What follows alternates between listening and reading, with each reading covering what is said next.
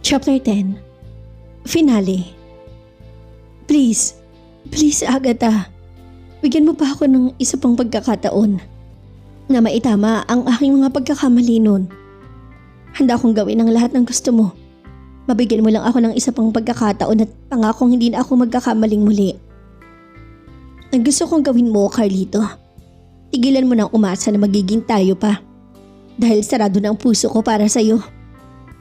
Pagkatapos kong sabihin yun, iniwan ko na siya upang puntahan ko ang aking anak.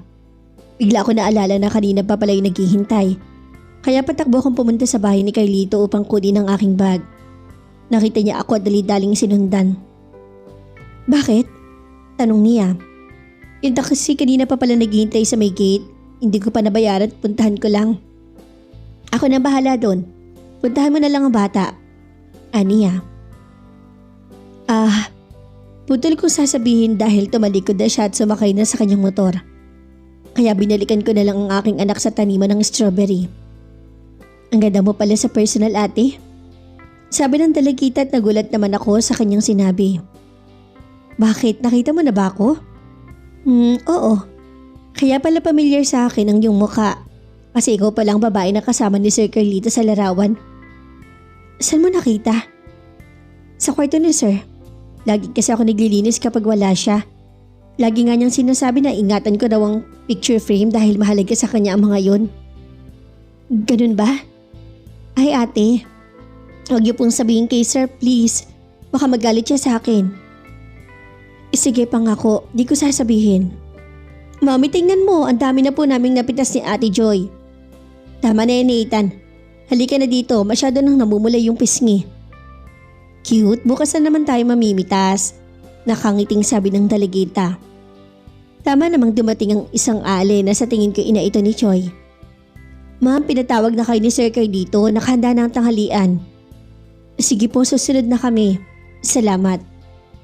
Hanggang sa nakabalik kami sa bahay ni Carlito at na makapasok kami sa loob ay nakahanda na ang mga pagkain at si Carlito ang nag-ayos ito. Kain na tayo? Yaya niya ngulit hindi na to tumitingin sa akin. Manang Joy, sumabay na kayo sa amin. Nakangiti niyang alok sa mag-ina. Sige sir. Nagsimula kaming kumain at si Carlito ng panay asikaso sa amin ni Nathan. Ako naman ay nakayuko lang at napansin ko ang panay sulyap ng mag-ina. Tuwang-tuwa naman si Nathan habang panay subo sa kanya ni Carlito. Hindi pa rin siya nagbabago. Maasikaso pa rin siya tulad pa rin siya ng dati. Ako na, baka masanay pa ang aking anak. Sabi ko tinupunan ko siya ng matilim na tingin. Para iparating na hindi ako natuwa sa kanyang ginagawa. May magandang batis dito, mamasyal pa tayo. Anya na hindi man lang pinansin ang aking sinasabi. Talaga, Daddy Carlito? Masiglang tugon naman ng aking anak. Oo, at sigurado ko mag-i-enjoy ka doon. Mami, pasyal tayo ha? Hindi, babalik na tayo sa hotel. Tugon ko na hindi tumitingin sa aking anak. Mami, dito na lang tayo matutulog, please. Paglalambing nito. Napahinto ako sa pagsubo at parang gusto kong bulyawan ng aking anak. Ngunit nagtitimpi ako dahil nasa harap kami ng pagkain at sa ibang tao. Kaya mas minabuti ko na lang na hindi kumibo. Ilang araw ba ang bakasyon niyo dito sa Baguio? Tanong ni Carlito. 1 linggo. Nakayuko kong tagon at nagpatuloy sa pagsubo. Dito na lang kayo magstay para makasave kayo sa gastusin. Hindi pwede at may pambayad ako. Dito na lang tayo, Mami, please. Hindi to ko humibo dahil alam ko na nananalo pa rin ang aking anak. Nang matapos kaming mananghalian ay nagpunta nga kami sa Batis gamit ang kaninang mamahaling sasakyan. Napahanga naman ako sa naturang lugar dahil maganda to na tila isang maliit na paraiso. Parang may nag-aalaga sa lugar dahil may mga tanim itong mga bulaklak. Daddy, maligo tayo? Masiglang yaya ni Nathan. Gusto mo ba? Opo. Magpaalam ka muna kay Mami. Mami, pwede ba akong maligo? Tanong ng aking anak na may kasamang pagmamakaawa sa mukha. Sige, pero mag-ingat ka. Hindi ko na tinanggihan ng aking anak sapagkat alam kong kukulitin rin niya ako. Thank you, Mommy. Ikaw, ayaw mo ba? Kayo na lang. Hinubara ni Carlito ang aking anak na tanging brief lang ang naiwan. Pagkatapos ay siya naman na naghubad at naka-boxer shirt lang ito. Bahagya ako napatingin sa malabas niyang tiyan. Saka ko lang napansin na mas maganda ang kanyang pangangatawan ngayon kaysa noon at mas gwapo siya ngayon. Di ko napansin na pinagmasdan pala niya ako kaya nahuli niya ang pagtitig ko sa kanyang katawan. Agad kong binawi ang aking pagtitig sa kanya at nagdadahilan na may tinitingnan ako sa aking phone. Bandang hapon na kami nakauwi sa kanyang bahay at dahil sa pamimilit ni Nathan na sa bahay kami ni Carlito mamalagi, wala akong nagawa kundi ang pumayag sa gusto ng aking anak. Sinamahan kami ni Carlito sa hotel para kunin ang aming mga gamit. Gabi na nang kami nakabalik sa kanyang bahay. Dahil na rin sa buong maghapon na galaw ni Nathan, nakatulog ito. At si Carlito na nagbuhat dito at dinala sa kwarto. Salamat. Pabulong kong sabi at lumabas na siya. Dahil hindi ako makatulog, naisipan ko munang lumabas para magpahangin. Nagpalakad-lakad ako habang inaalala ang masasayang pagsasama namin ni Mateo. Agad Sabit ni Carlito na nagpagulat sa akin. Nagpalingaling nga ako at hinanap kung nasaan siya. Dito ako sa itaas, umakyat ka dito. Yaya niya. Nasa taas pala siya ng tree house kaya hindi ko agad siya nakita. Umakyat ako at umupo sa kanyang harapan at dahil madilim kaya hindi ko napansin na umiinom pala siya. Kanina ka pa ba dito? Tanong ko sa mahinahong boses. 1 oras mahigit.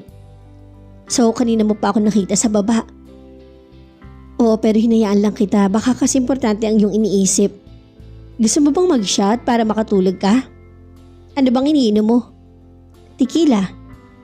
Okay. Agad naman niya akong inabutan ng isang baso. Ano pala ang nangyari kay Mateo? Panimula niyang tanong. Ayaw ko sana siyang sagutin. Pagkos, maayos ang kanyang pagtatanong kaya kinuwento ko ng buong pangyayari.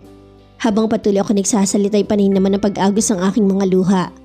At hindi ko na malaya na nakalapit na pala siya sa akin. I'm sorry.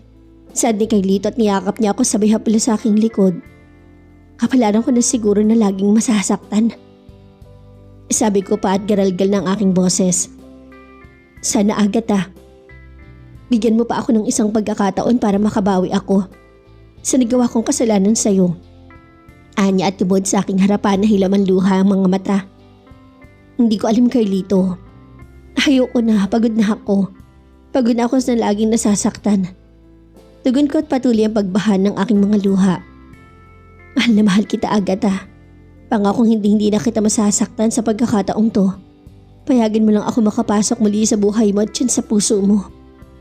Tura niya at muli akong niyakap ng napakahigpit. Damang-dama ako ang pagmamahal sa kanyang yakap. Dahil ganito rin ang mga yakap niya sa akin noon. Hindi ko na maramdaman ng pagmamahal para sa iyo, Carlito. Ibaling mo na lang sa iba ang pagmamahal mo. Utos ko at kumalas siya sa pagkakayakap sa akin. Kahit paulit-ulit mo pang sasabihin na hindi mo na ako mahal agad hindi pa rin ako susuko. Alam ko darating ang isang araw na muli rin akong matututunang mahalin.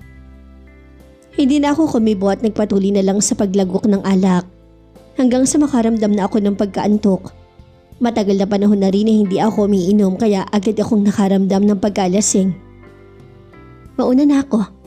Paalam ko sa kanya tumayo na ako. Maagap naman niya akong inalalayan dahil siguro napansin niyang malambot na ang aking katawan. Ihahatid na kita agad Wag na, kaya ko pa. Tugon ko at hindi nagpapahawak sa kanya. Sandali, baka mahulog ka. Anya at nauna na siyang bumaba sa akin upang alalayan ang aking pagbaba. Ang nasa panghuling 2 apakan na ako ay hindi ko naakalaing madudulas ang isa kong paa. Napasigaw ako at kasabay nun ang pagbagsak naming 2 sa damuhan at nakapatong ako sa ibabaw ni Carlito. Siya na may nakayakap ng husto sa akin. Mateo. Bulong kong sambit sa pangalan ng aking asawa dahil imahe ng kanyang mukha ang aking nakikita. Mateo. Sambit ko ulit at ngumiti siya sa akin. Muling pumatak ang aking mga luha at hinaplos ko ang kanyang pisngi. Sobra na kitang namiss. Sabi ko at muling pumatak ang aking mga luha. At maya-maya pa mainit na mga labi ni Mateo ang aking nalasapan. At ako na may natangay dahil sa pag-aakalang si Mateo ang aking kahalikan. Agad si Carlito to at hindi si Mateo. Nang maimulat ko ang aking mga mata agad naman akong natauhan at dali-daling lumayo sa kanyang katawan. I'm sorry. Sabi ko, tumagilid si Carlito at lihim na pinunasan ng kanyang mga luha at ramdam ko nasaktan siya. Okay lang Agatha. Naintindihan ko. Tugon niya at sabay tayo. Walang pasabi na binuhat niya ako patungo sa kwarto kung saan nandun ang aking anak. May 2 kama sa loob at binaba niya ako sa kabila. Dahan-dahan niya akong pinahiga at kinumutan. Magpahinga ka na, good night Agatha. Humalik siya sa aking noo at agad na tong lumabas. Hanggang sa makauwi na kami sa aming probinsya at kinukwento ko sa aking mga magulang ang naganap sa Baguio. Agatha, baka kayo talaga ni Carlito ang nakatadhana sa isa't isa. Sabi ng aking ama. Anak, baka itong gusto ni Mateo na muli kayong magkabalikan ni Carlito. Kilala ko siya anak. Alam kong mabait at mabuting tao siya. Siguro natukso lang siya noon kasi kung talagang babaero siya, dapat sana ngayon may asawa na siya. Pero kung nagsisisi na siya ngayon at umaasa na magiging kayo pa, wala naman siguro masama kung bigyan mo pa siya ng isang pagkakataon na muli kayong makapagsimula sa umpisa. Isa pa gusto siya ni Nathan. Mahabang pahayag ng aking ina. Tama ang mama mo Agatha. Baka pwede kayo magsimulang muli. Sabat naman ng aking ama. Takot na ako masaktan ma. Pa, pagod na ako sa paulit-ulit na pag-iyak. Okay na tong wala at masaya na ako dahil nandyan naman ang anak ko at kayo. Anak, ang nangyari sa'yo ay isang pagsubok lang. Ganun talaga ako nagmamahal ka. Nasasaktan minsan. Tura ng aking ama. Ewan ko pa parang ayaw ko na. Bata ka pa Agatha at si Nathan ay nangangailangan ng isang ama na mag-aalaga at magpapasaya sa kanya. Dagdag pa ng aking ama. Nandiyan naman kayo pa, alam ko naman na kaya ninyo siyang pasayahin. Anak, matanda na ako. Di ko na kayang sabayan ng apo ko. Ewan ko, hindi ko na maintindihan ang ikot nitong buhay ko. Di na kumibo ang aking ama at napailing na lang ito. Ang lahat ng kinuwento ko rin sa kapatid ni Mateo dahil ayokong maglihim sa kanya. Ang kanyang sagot ay tulad rin sa sinabi ng aking mga magulang. Hindi rin siya tumututol bagkus ay masaya siya dahil alam naman niya ang nakaraan namin ni Carlito. Ngunit ang puso ko'y pansamantalang nagsarado dahil namumuo na sa aking isip at puso ang pagmamahalan namin ni Mateo. Na parang ayaw ko na siyang palitan pa dito sa puso ko. Mami? Mami, nandito si Daddy Carlito. Hinihingal niyang sabi na makapasok siya sa aking kwarto at masaya ang aking anak. Pero gulat naman ang aking reaksyon at nakatitig sa aking anak na hindi ko malang maramdaman ng saya. Mami, hindi ka ba masaya na nandito si Daddy Carlito at binibisita niya tayo? Inosenteng tanong ng aking anak na medyo lumungkot ang mukha. Masaya syempre. Pagsisinungaling kong tugon na may kasamang mapaklang ngiti. Bakit ganyan ang ngiti mo kung masaya ka? Tanong niya tumupo siya sa aking tabi. Bakit? Ano ba ang ngiti ni Mami? Pangit eh. Nakaismid niyang sabi. Halika na at harapin natin ang bisita. Lumabas ako at hinarap si Carlito. Para sa'yo. Ani sabay abot ng isang pungpong mga rosas. Salamat. Seryoso kong tugon na walang kasamang ngiti. Lumipas sa mga buwan at patuloy pa rin si Carlito sa kanyang panliligaw sa akin. Lagi niya kaming binibisita sa bahay at unti-unti ko na rin siyang natanggap. Lalo na't hindi niya ako kinukulit at minamadali. Hanggang sa umabot pa ng 1 taon ay patuloy pa rin siyang naghihintay sa akin at umaasa na matugunan ko ang kanyang pagmamahal. Kahit sa 5 arawan ng aking anak ay siya ang tumatayong ama. Kahit anong pilit kong pagtataboy sa kanya, hindi niya ako pinakinggan at hindi niya ako sinukuan. At si Nathan ay kinukulit niya ako na sagutin ko na si Carlito at pumayag na magpakasal kami ng kanyang daddy Carlito. Isang araw, naisipan kong dalawin ang dati naming bahay ni Carlito. Hindi ko naman alam na darating siya mula sa Baguio para bisitahin kami. Nagpaikot-ikot ako sa kabuuan ng aming bahay at malayang inalala ang masasayang pagsasama namin noon ni Carlito. Dito namin binuo ang aming mga pangarap. Ngunit nasira lang sa isang iglap. Medyo matagal na din na hindi ako bumibisita dito. Ngunit may katiwala ako na linggo-linggo naglilinis dito. Napaigtad ako nang marinig ko ang sunod-sunod na katok. Wala sa isip kong si Carlito ba ang nasa labas ng bahay at ang buong akala ko ay caretaker ko sa bahay. Putol kong tanong na makita ko na si Carlito ang nasa labas. Carlito, bulalas ko. Galing ako sa inyo at sinabi ni Mama nandito ka raw. Pwede bang tumuloy? Bahagya ako napatitig sa kanya dahil na rin sa pagkagulat. Pasok. Turan ko. Palagi ka ba dito? Minsan lang, ano naman ang gagawin ko dito? Alalahanin ng masasakit na alaala. Wala sa isip kong sagot ngunit bigla niya ako niyakap. Agatha, ilang taon na ang nakalipas, sana makalimutan mo na yun. Paano ko ba makakalimutan, Carlito? Tanging boses ang lumalabas sa aking bibig dahil bigla niyang sinakop ang aking labi at kahit anong pilit kong tulak sa kanya hindi niya ako pinakawalan. Bagkus ay mas lalo niyang hinigpitan ng pagkayakap sa akin. Mahal na mahal kita, Agatha. Hindi ko nakakayanin muli ka pang mawala sa akin.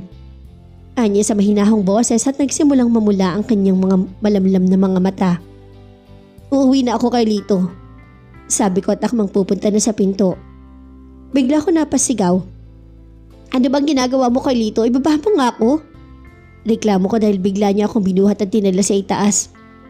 Carlito, ano ba? Pinagsasapa ko ang kanyang likod ngunit wala pa rin siyang tugon.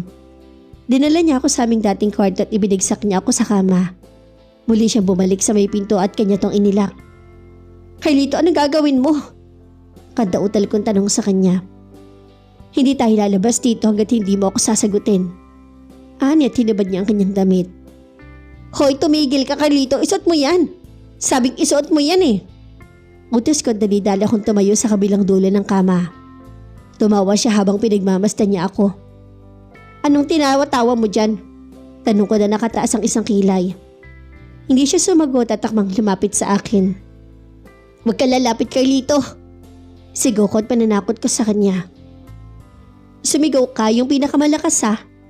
Panghamon niyang tugon na may kasamang nakakalokong ngiti. Umatras ako ng umatras at sunod naman siya ng sunod. Hanggang sa nakorning na ako sa gilid. At agad niyang kinabig ang kanyang bewang. Mahal na mahal kita, Agatha. Gagawin ko ang lahat, matutunan mo lang akong mahaling muli. Na kahit si Mateo pa ang tingin mo sa akin, papayag ako kahit masakit. Basta hindi na ako papayag na muli tayong magkalayo. Tama na ang pagsubok nating dinaanan. Pahayag ni Carlito na may mga luhang umagos sa kanyang mga mata. Nakaramdam naman ako ng sobrang awa sa kanya dahil isang taon na din siyang nagtitiis at naghihintay. Agatha, mula nung nag-abroad ako, hindi na ako muling tumingin sa iba. Dahil ni minsan ay hindi ka nabura sa aking alaala at puso. Mahal na mahal kita, Agatha. Habang nagsasalita siya ay patuloy naman ng pag-agos ng kanyang mga luha. Carlito, pabalong kong sambit-sabay punas ko sa kanyang mga luha. I love you, Agatha. Bulong niyang sabi. Hindi ako sumagot at tinitigan ko lang siya. Hanggang sa dahan-dahang lumapit ang kanyang muka at dahan-dahan ko ring pinikit ang aking mga mata. At maya-maya pa'y naramdaman ko na ang labi ni Carlito na dumapo sa aking labi. Napansin ko na lang na tumugon ako. Then I realized na mahal ko na pala ulit si Carlito. Hindi pa pala siya tuloy ang nabura sa aking puso. Siguro'y natakpan lang sa pagmamahal ko kay Mateo. I'm sorry, Mateo. Pipik kong sabi sa aking isip. Hanggang sa maingat akong pinahiga ni Carlito sa dati naming kama at sabay hibad niya sa aking damit at bra. I love you so much, Agatha. Mahal pa rin kita, Carlito. Tugon ko sabay patak ng aking luha. Pinunasan na itong muli at humalik sa aking labi. Salamat. Sabi niya na may namumuong luha na naman sa kanyang mga mata. Nagpatuloy kami sa aming ginagawa. Hanggang mga ungol lang ang naririnig sa loob ng aming silid. Pagbagsak ang ulo ni Carlito sa aking dibdib at napansin ko na umiiyak pa rin to dahil naramdaman ko ang likod na pumatak sa aking dibdib. Maya-maya pa humiga na siya ngunit hindi pa rin niya ako binitawan. Nakayaka pa rin siya sa akin na ang aking ulo na may pinaunan sa kanyang dibdib. Salamat, Agatha. Sobra kong saya ngayon. Mahal na mahal kita at habang buhay kitang mamahalin. Sana hanggang sa pagtanda na ang ating pagsasama, Carlito. Hanggang kamatayan, Agatha, at magsasama tayo na masaya kasama si Nathan at ang magiging mga anak natin.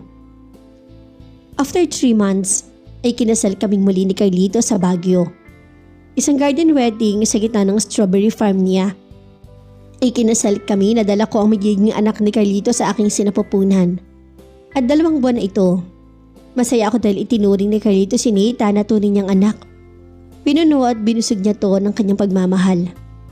Kung saan man si Mateo naroroon ngayon, alam kong masaya na siya para sa amin ng kanyang anak. At alam kong siya ang gumawa ng paraan upang muli kami magkabalikan ni Carlito.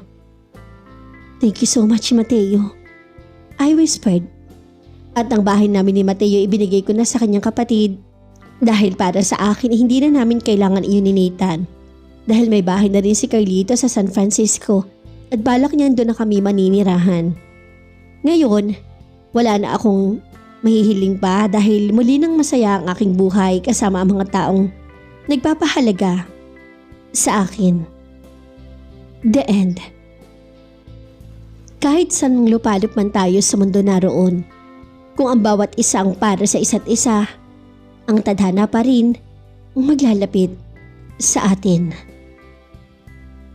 At dito na po nagtatapos ang kwento ng pag-ibig ni na Carlito at ni Agatha. Nawa kayo nag-enjoy at na in love. Samahan niyo po akong muli sa mga susunod pang nakaka-inspire at nakakakilig na mga kwento ng pag-ibig na aking ibabahagi. Maraming salamat po. Hanggang sa muli. God bless us all.